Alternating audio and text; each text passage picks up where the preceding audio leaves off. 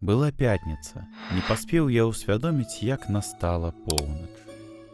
Я застаўся ў бацькавым кабінеце, перабіраючы кучу неаплачаных бальнічных квіткоў, калі пачуў гэта. 3 стукі ў дзверы. На гадзінніку была роўна поўнач. Роўна поўнач.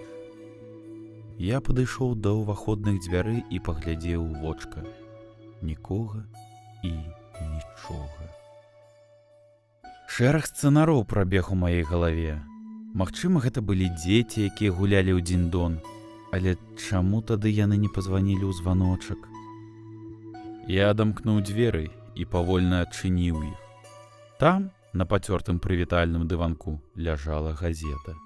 Прынамсі, так мне падалося.